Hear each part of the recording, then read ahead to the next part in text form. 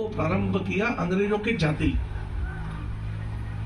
तिलका मांझी को फांसी देने से ये जो प्रतिरोध था ये रुका नहीं, ये लगातार चला है।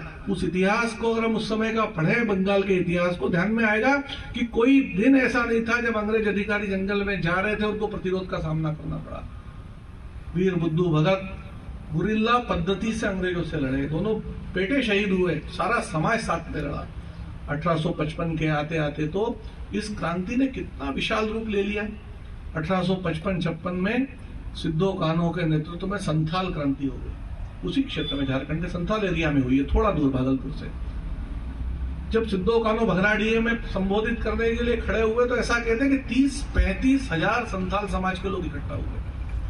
अब आप अंदाजा लगाते क्रांति का लेवल क्या था। जिसको छोटी मोटी विद्रोह अंग्रेजों ने लिख दिया और हमने मान लिया, जिस क्रांति के अंदर 50,000 लोग शहीद हुए, वो कितनी छोटी होगी। भारत में ऐसी कितनी क्रांतियां हुई जिसमें 50,000 लोग शहीद हुए, पर संथाल क्रांति के अंदर संथाल समाज और लगे हुए जनजाति समाज के 50,000 लोग शहीद हुए, परिवार के परिवार उजड़े।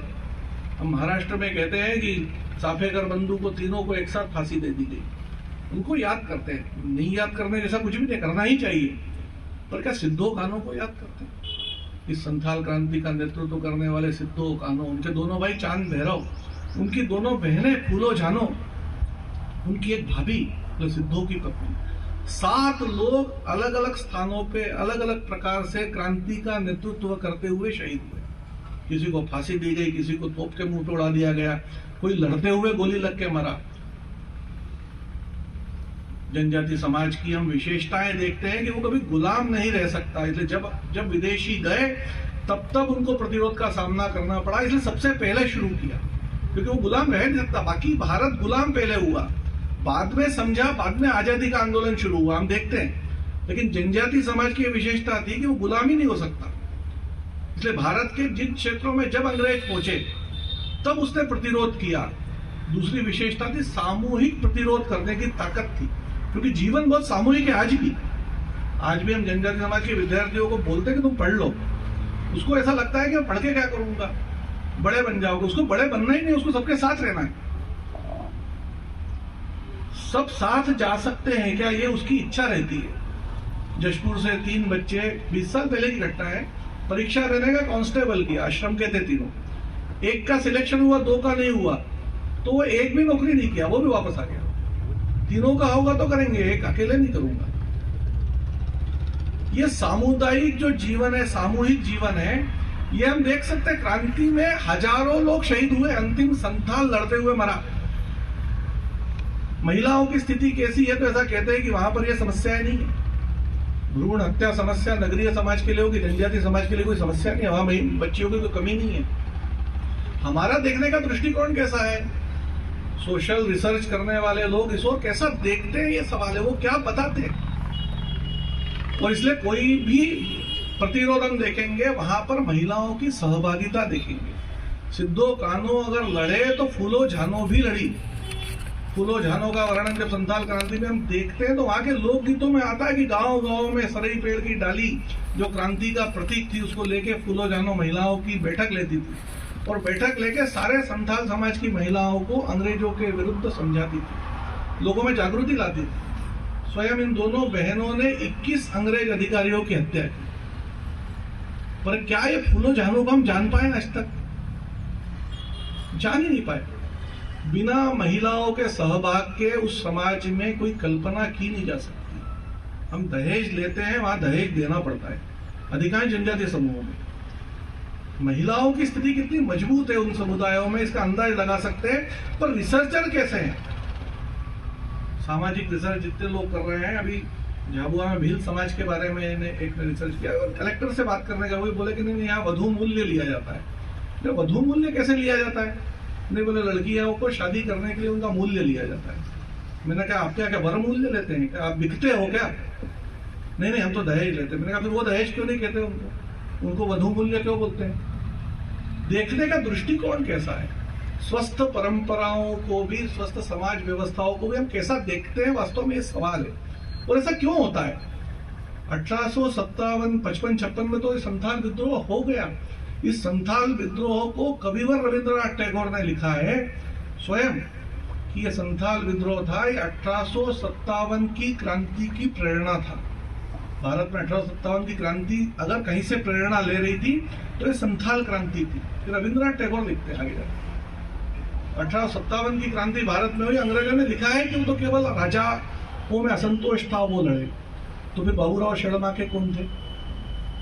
जनजातीय समाज के कितने वीर 1857 में शहीद हुए? तो महाराष्ट्र में, विदर्भ में हम देखते हैं बाबूराव शेड़माके थे, कहीं नागोजी भांगरे थे, छत्तीसगढ़ में वीर नारायण सिंह थे, उड़ीसा में सुरेंद्र साय थे वीर,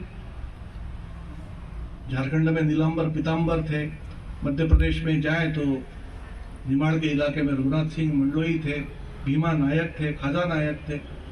जबलपुर के हिस्से में गोंड समाज को देखे तो शंकर शाह, रघुनाथ शाह थे। केरल में देखे तो तलक्कल चंदू थे। देश का कौन सा हिस्सा था जो जनजातीय समाज 1857 की क्रांति में नहीं लड़ा? स्वयं अंग्रेजों ने स्वीकार किया। हाउस ऑफ कॉमन्स में एक रिपोर्ट पेश हुई कि भारत में हमारे जो सबसे ज्यादा सिपाही मारे गए 1857 में, ये भारत के वन क्षेत्रों में मारे गए। पर भारत के इतिहास में ये कहां पढ़ाया जाता है? और इसलिए अगर भारत में राज्य करना है तो भारत के जंगल के क्षेत्रों को नियंत्रित करना जरूरी है, अन्यथा हम भारत में राज्य नहीं कर सकते। उसको बोलते थे पार्शली एक्सप्लोरेड एरिया है। यहाँ पर अंग्रेज सरकार के कोई कानून लागू नहीं होते, क्योंकि 1857 के बाद हम जानते हैं कि ईस्ट इंडिया कंपनी से जो शासन है वो अंग्रेज सरकार की तरफ, मतलब अंग्रेज संसद के या विक्टोरिया के हाथ में राज्य चला गया था सीधा। तो कानून कोई लागू नहीं होते वहां पर। कानून लागू नहीं होते मतलब क्या है? किसी को भी फांसी पे लगाया जा सकता है। हमारे पड़ोस में जहां हम कोमराम भीम को देख रहे थे तेलंगाना के क्षेत्र में, वहां पर निर्मल नाम का स्थान है हमारे पास में, इसलिए हम सब लोग जानते होंगे। देश में तो मुझे बताना पड़ता है निर्मल कहाँ है। पर निर्मल के जंगलों में रामजी गोंड को जिस पेड़ पे फांसी पे लटकाया गया, आज भी लोग बोलते हैं कि 1000 फांसी वाला पेड़ है।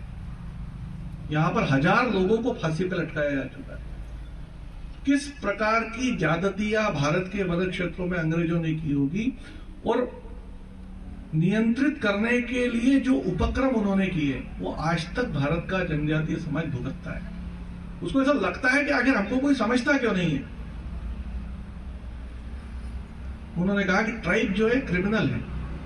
भारत में 1864 के क्रिमिनल ट्राइब एक्ट के पहले ट्राइब क्रिमिनल नहीं थी। ट्राइब की जब बात भारत में होती थी तो कोई शबरी याद आती थी। तो शबरी को देख के किसी को क्रिमिनल याद आता है क्या? एकलव्य याद आता था, जिसने अपने गुरु जिससे शिक्षा भी प्राप्त नहीं की थी उसको कहने का अंगूठा अपना दान दे दिया था।